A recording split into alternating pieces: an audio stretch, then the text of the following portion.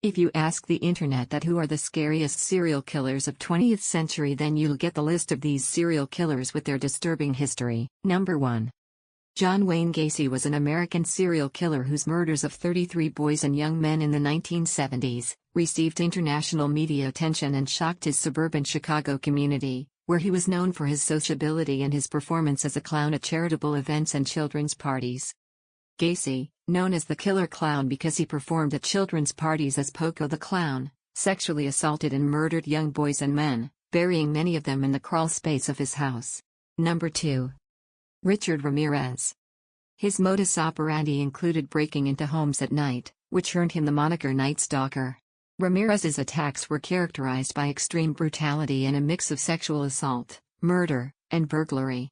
He used a variety of weapons, including guns, knives, a tire iron, and a machete, and his methods were marked by sadistic violence. One of the most terrifying aspects of Ramirez's crimes was his randomness. His victims ranged in age from 9 to 83, and he targeted both men and women. Ramirez also engaged in satanic rituals, often leaving symbols like pentagrams at his crime scenes and forcing his victims to swear allegiance to Satan. This satanic element added an additional layer of fear to his already horrific crimes. Number 3. Andrei Chikatilo. Known as the Butcher of Rostov, Chikatilo was a Soviet serial killer who mutilated and cannibalized his victims, primarily women and children. His gruesome crimes went undetected for years due to poor police work. Chikatilo began his killings in 1978, preying on young victims whom he met at rail stations and bus depots around Rostov-na-Donu and other cities to which he traveled in his various jobs. Because all the victims displayed characteristic mutilations, the police soon became aware that a serial killer was active in the region. Nevertheless, Chikatilo was able to evade detection for many years, in part because his crimes exploited weaknesses in the decaying society of the Soviet Union.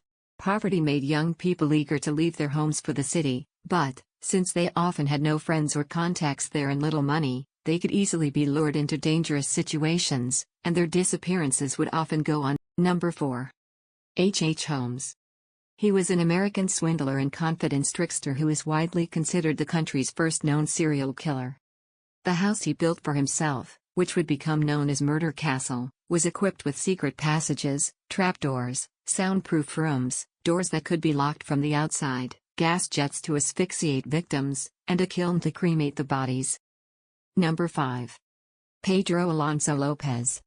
Also known as the Monster of the Andes, is a Colombian serial killer, child rapist, and fugitive who murdered a minimum of 110 people, mostly young women and girls, from 1969 to 1980. Lopez claimed to have murdered over 300 people. He is considered by many as one of the most prolific serial killers and rapists in history. While in police custody after his arrest, Lopez initially refused to cooperate during his interrogation, choosing to remain silent.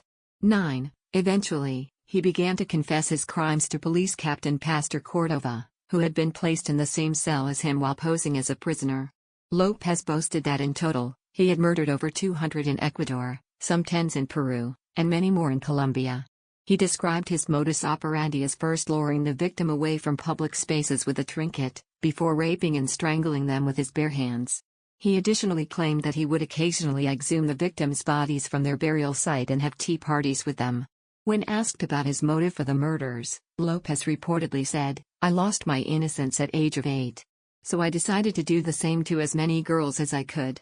Soon after his confession, he directed the authorities to the bodies of 53 victims, and his confession soon led to the confirmation of a total of 110 in Ecuador.